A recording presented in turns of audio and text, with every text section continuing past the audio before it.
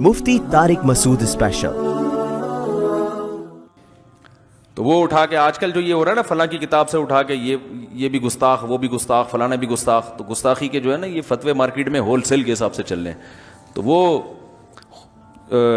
جو ہے وہ نہ ان کی خدمات دیکھ رہے ہوتے ہیں، نہ یہ دیکھ رہے ہوتے ہیں کہ واقعہ ہوا کیا تھا. تو بس وہ سب کو ایک ہی لاٹھی سے ہانک رہے ہوتے ہیں. اچھی سوچ ہوگی، مثبت سوچ ہوگی تو آپ تعویل کرو گے، اور منفی سوچ ہوگی تو پھر ایسی باتیں کرو گے. ابھی جناب ڈاکٹر ذاکر نائک سے ملاقات ہوئی نا میری، تو وہ اردو میں تھوڑے کمزور ہیں. تو وہ کہنے لگے کہ رسول اللہ صلی اللہ علیہ وسلم کا جب انتقال ہوا، تو انتقال کا انہوں نے کہنا تھا، تو ان کے منہ سے نا وہی لفظ نکلنے لگا جو ایک دفعہ میڈیا پہ نکلا تھا، وفات یا کوئی موت کا لفظ نا. تو ایک دم تھوڑے سے کنفیوز ہے. میں نے کہا اصل میں آپ کو ایک دفعہ اس پہ پہلے وہ یعنی ایک دھچکا لگ چکا ہے نا. پتہ نہیں کیا لفظ ان کی زبان سے نکلا تھا، کوئی مردہ کا لفظ نکلا تھا شاید. ہاں، مر گئے آپ صلی اللہ علیہ وسلم، اس طرح ان کی زبان سے نکلا تھا کہ یعنی حالانکہ یہ لفظ نامناسب ہے. تو وہ دوبارہ جب بھی نبی صلی اللہ علیہ وسلم کی وفات کا تذکرہ ہوتا ہے نا، وہ ایسا لگتا ہے کنفیوز ہوتے ہیں وہی لفظ دوبارہ نہ نکل جائے. تو ایک آدمی اسلام کی بے پناہ خدمت کر رہا ہے، وہ نبی سے محبت کی وجہ سے کر رہا ہے نا، اس کو انڈیا نے نکال دیا اپنے ملک سے، وہ گستاخ ہو سکتا ہے؟ اتنی بڑی اس کی خدمات نہیں دیکھ رہے، ایک لفظ کو پکڑ کے بیٹھے ہوئے گستاخ ہے، گستاخ ہے، گستاخ ہے. جو نبی صلی اللہ علیہ وسلم کی شان میں گستاخی کرنے والا ہے، وہ پوری پراپرٹی انڈیا نے قبضہ کر لی ہے ڈاکٹر صاحب کی. انڈیا میں اپنے ملک میں جا نہیں سکتے، درجنوں جھوٹے کیسز ان کے اوپر ڈال دیے ہیں. تو بھائی آپ کو تو سلوٹ کرنا چاہیے ایسے آدمی کو. یار غیر مسلموں کو دین کی دعوت میں اتنی بڑی قربانی دی، وہ ساری محنتیں ایک طرف اور لفظ مرنا وہ جو جان کر بھی نہیں نکالا، اور اردو میں بھی تھوڑے سے کمزور ہیں. ویسے ایسے کمزور نہیں ہے، لیکن یہ کہ وہ بامبے کی اردو ہے نا تھوڑی سی، وہ کوئی بہت ہر آدمی یعنی جو بامبے میں جو لوگ فون آتے ہیں نا، ان کا لب و لہجہ اور ہمارے لب و لہجے میں کافی فرق ہے. تو اس کو پکڑ کے بیٹھے ہوئے ہیں، اور یہ زیادہ تر وہی لوگ کریں گے جو اپنے آپ کو عاشق رسول کہتے ہیں، جو دین کی طرف منسوب ہیں. تو اس سے جو نیوٹرل لوگ ہیں نا، ان میں جو میسج جاتا ہے وہ میسج ڈاکٹر ذاکر نائک کے خلاف نہیں جائے گا، بلکہ وہ ان لوگوں کے خلاف جائے گا جو ان پہ فتوے لگا رہے ہیں. وہ کہیں گے یہ ہوتے ہی کیا ہیں، جذباتی. تو اس وجہ سے بھی دینداروں کو دقیانوس اور مجنون اور دیوانہ کہا جاتا ہے. تو وجہ اس کی ہے کہ یہ دیندار ہوتے نہیں ہیں، پوری شریعت کو فالو نہیں کر رہے. ہمیں نبی صلی اللہ علیہ وسلم کی سیرت میں ایسے واقعات ملتے ہیں. تو وہ اٹھا کے آج کل جو یہ ہو رہا ہے نا فلاں کی کتاب سے اٹھا کے یہ بھی گستاخ، وہ بھی گستاخ، فلانا بھی گستاخ، تو گستاخی کے جو ہے نا یہ فتوے مارکیٹ میں ہول سیل کے حساب سے چل رہے ہیں. تو وہ جو ہے وہ نہ ان کی خدمات دیکھ رہے ہوتے ہیں، نہ یہ دیکھ رہے ہوتے ہیں کہ واقعہ ہوا کیا تھا.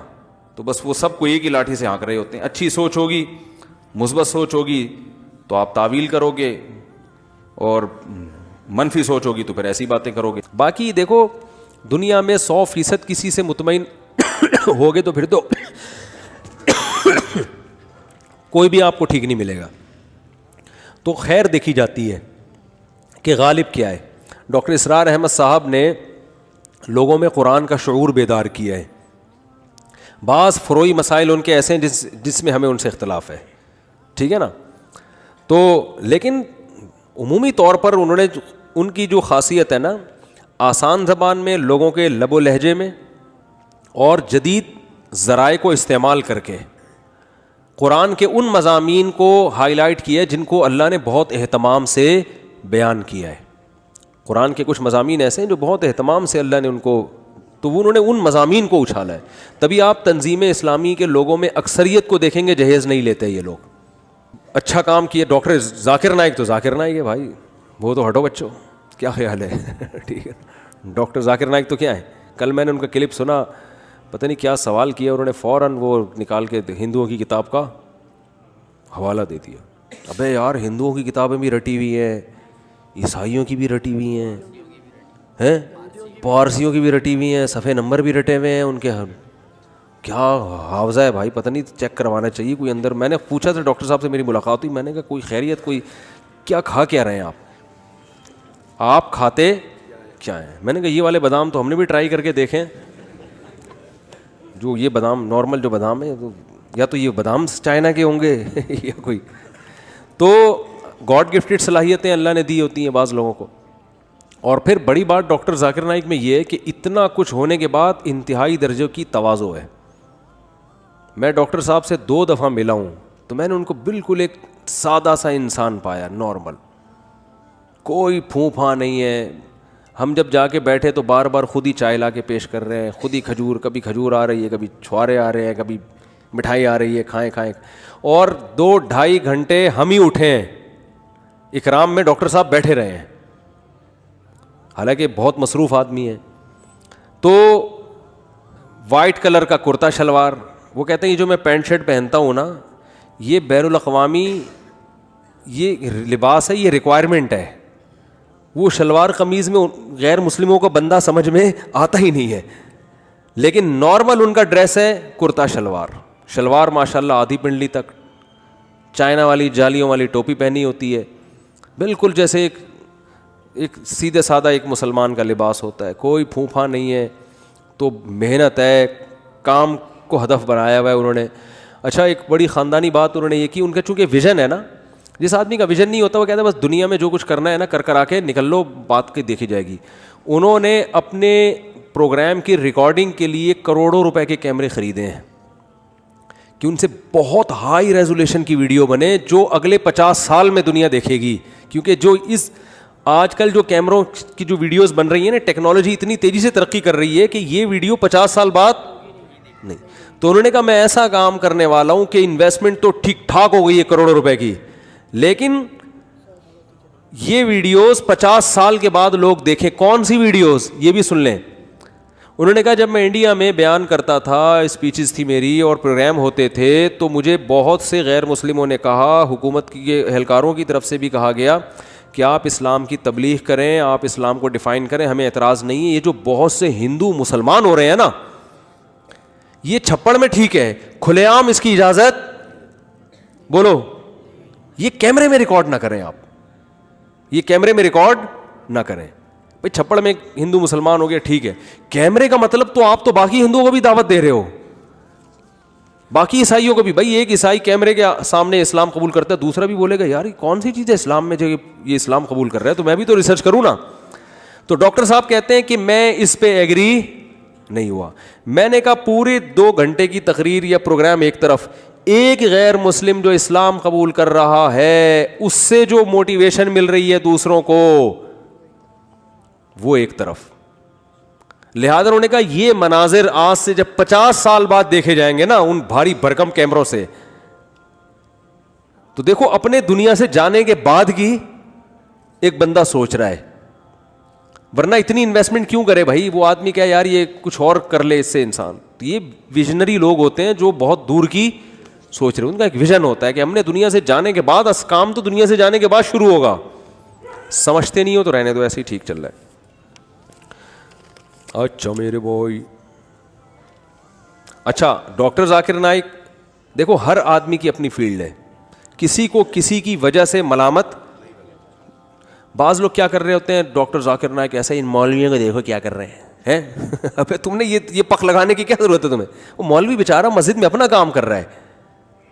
دیکھو اگر میری مسجد میں ہماری مسجد کے مولوی صاحب نہ ہوتے جنہوں نے ہمیں 30 سال نماز پڑھائی, تو سب سے پہلے انسان کا لنک اپنے محلے کی مسجد سے ہوتا ہے, وہاں سے وہ اسلام سیکھتا ہے, باقی تو بعد میں آگے جاتا ہے. سب سے پہلے جو اسلام کا انٹروڈکشن ہوتا ہے نا وہ اپنے محلے کی مسجد کے امام سے ہوتا ہے.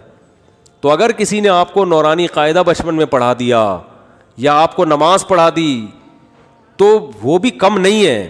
تو کسی کی تعریف میں کسی دوسرے کو نیچا مت دکھاؤ. ایک صاحب کہنے لگا ابے یہ اتنے مولانا کیا کر رہے ہیں, یہ مولویوں کو دیکھو, کوئی مفتی اعظم بنا ہوا ہے, کوئی کیا بنا ہوا ہے, کام تو ڈاکٹر ذاکر نائک کر رہے ہیں. میں نے کہا یقیناً کر رہے ہیں. حضرت مفتی تقی عثمانی صاحب کی کتابیں جو عیسائیت پر ہیں, ڈاکٹر ذاکر نائک نے وہ کتابیں پڑھی ہیں اور وہ خود بھی معترف بھی ہیں اس کے. تو وہ کتابیں نہ ہوتی تو ان کا کام کیا ہو جاتا. بھائی جو تحقیق اب پیش کی جا رہی ہے یہ تحقیق نہیں تھوڑی ہے, تو تحقیق پہلے علماء کر چکے ہیں. اب تو ان کا حافظہ ہے کہ اس تحقیق کو لوگوں کے سامنے لانا. کچھ چیزوں میں تحقیق کی, بہت ساری تو پرانی ہے. اور حضرت مفتی تقی عثمانی صاحب نے جو کچھ عیسائیت پہ اتنا زبردست کام کیا, اس میں مولانا حبیب کیرانوی جو ہندوستان کے بہت بڑے عالم تھے دیوبند کے, ان کا بہت بڑا دخل ہے, ان کی بہت ساری عیسائیت پہ ان کی ریسرچ ہے. تو یہ سب ایک دوسرے سے سلسلہ جڑا ہوا ہوتا ہے. ایسا نہیں ہوتا کہ ایک آدمی ایک دم آج اٹھ کے آئے اور کام ہو. پیچھے اس کے طیب اردگان جو آج اسلامی ہیرو بنا ہوا ہے, تو یہ طیب اردگان نہیں ہے, اس سے پیچھے اس کے اسلاف گزرے ہیں جنہوں نے ایک بنیاد رکھی تھی کہ ترکی میں اس طرح سے انقلاب لے کر آنا ہے. اس انقلاب سے پیدا ہونے والے ہزاروں فردوں میں سے ایک فرد کیا ہے؟ طیب اردگان ہے. ورنہ ایک آدمی سے تھوڑی ہوتا ہے. ایک طیب اردگان اکیلا اٹھ کے آ گیا, باقی کوئی بھی نہیں ہے تو کچھ بھی نہیں ہوگا. پورا ایک دیکھو, ہم کہتے ہیں سلطان محمد فاتح نے قسطنطینیہ فتح کیا, زندہ آباد. او بھائی, سلطان محمد فاتح کے ساتھ جو فوج تھی نا, اصل کام تو اس کا ہے, ٹھیک ہے نا. کریڈٹ یقیناً سلطان محمد فاتح کو جاتا ہے کہ بڑا کمانڈر تھا, لیکن اگر اس کے ساتھ ہم لوگ ہوتے تو قسطنطینیہ فتح نہیں ہونے والا تھا. کیا خیال ہے بھائی؟ سلطان محمد فاتح کے ساتھ جو فوج تھی وہ سارے ویژنری لوگ تھے جو مجاہد تھے. پتہ ہے وہ ابھی تک اس کی انہوں نے وہ تصویریں لگائی. تصویر جائز نہیں ہے اسلام میں, لیکن بار انہوں نے ایک یادگار کے طور پہ لگائی ہوئی ہے کہ جو بندہ سب سے پہلے قلعے پہ چڑھ کر جس نے جھنڈا لہرایا تھا نا قسطنطینیہ کی دیوار پہ, اس کا نام بھی تاریخی کتابوں میں لکھا ہوا ہے. اس نے ایسی بہادری کی تھی کہ وہاں جو قسطنطینیہ کی دیواروں پہ نا گرم کھولتی ہوئی تیل کی دیگیں ہوتی تھیں, وہ رکھتے تھے تاکہ جیسے ہی کوئی سیڑھیوں سے قلعے کی دیوار پہ چڑھے تو وہ دیگیں الٹ دیا کرتے تھے. ایسے میں کئی لوگ گئے ہیں اوپر جو کھولتے ہوئے تیل سے جل کے ہلاک ہوئے, شہید ہوئے, اور ایک پہنچنے میں کامیاب. تو سلطان محمد فاتح کی فوج میں ایسے لوگ بھی تھے. پھر وہ جب گیا ہے نا, اس نے جا کے جو جھنڈا لایا اسلام کا, اور فوراً اس کے, کیونکہ وہ تو بالکل نمایاں ہو گیا نا, اس کو پتا تھا یقینی شہادت ہے, لیکن جھنڈا تو لگاؤ, جا کے مر جاؤ گے تو کیا ہو جائے گا. اس نے جا کے جھنڈا گاڑا ہے, درجنوں پہلے شہید ہو چکے ہیں, یہ جا کے گیا, اس نے جھنڈا گاڑا ہے اور اس کے فوراً تیر آ کے لگا, یہ شہید ہو گیا. لیکن جو عیسائیوں کا حاکم تھا نا, اس نے کہا کہ یار ایسی کی تیسی اس جگہ آ کے بندہ جھنڈا لگا کے چلا گیا, تو اس میں پھر ان کا جو ان کا بادشاہ تھا نا وہ بوکھلا کے باہر نکلا ہے. اور بعض کتابوں میں اس نے خودکشی کر لی, بعض میں کہا اس نے پتہ نہیں کیا کیا, چھلانگ مار کے ہلاک کر دیا. واللہ وجہ آسان خطا ہو گئے اس کے کہ یار یہاں تک پہنچ گئے. اب اس سے موٹیویشن ملی دوسروں کو. اب وہ سارے ویژنری لوگ تھے, اگر وہ ایسے ہوتے کہتے یہ تو خودکشی کر لی ہے, تیر آگے لگ گیا, ہم تو نکلے یار, اب یہ کوئی جنگ ہے. سارے وہ تو, اور اس کے لیے پورا ایک جو ہے نا ویژن ہوتا ہے, بہت پہلے سے اس کی پلاننگ ہوتی ہے. تو ڈاکٹر ذاکر نائک تو ہمارے سر آنکھوں پہ بھائی, جو آدمی جو کام کر رہا ہے اس کو اپریشیٹ کرنا چاہیے. بھائی خاندانی, ہمارے ہاں منفی سوچ بہت ہے, جو اچھا کر رہا ہے اس میں کیڑے نکالو کیونکہ آپ کی پارٹی کا نہیں ہے. ڈاکٹر ذاکر نائک کے لوگوں نے پتہ نہیں کیا کیا ملحد اور پتہ نہیں کیا کیا کہہ دیا, چونکہ کچھ مسلکی اختلاف آ رہا تھا. اور بعض ڈاکٹر ذاکر نائک سے عقیدت میں اتنی غلو کیا انہوں نے کہ ان کے سوا, میں لکھا ہوتا ہے ڈاکٹر ذاکر نائک کی جو اسپیچز ہیں اس کے نیچے, اب ہے ان کو دیکھو کام, اور یہ مولویوں کو دیکھو یہ کیا کر رہے ہیں, مولویوں کو دیکھو کیا کر رہے ہیں. بھائی مولوی بیچارہ اپنا کام کر رہا ہے, انہوں نے مسجدیں سنبھالی ہوئی ہیں, محلوں کو سنبھالا ہوا ہے انہوں نے. جو مسلمان ہو رہے ہیں ان کو تو انہوں نے ہی سنبھالا ہوا ہے نا. سارا دن دارالفتہ مدارس ہمارے دیکھ لو, دارالعلوم کرنگی ہے, سارا دن ہزاروں لوگ ان سے مسائل پوچھتے ہیں. یہ بند ہو جائیں تو یہ مسائل کون بتائے گا. تو ہر آدمی اپنا کام کر رہا ہے, جو برا کر رہا ہے اس کو بولو یہ غلط کام ہے, جو اچھا کر رہا ہے اس کو بولو کیا کر رہا ہے بھائی, ہٹو بچوں.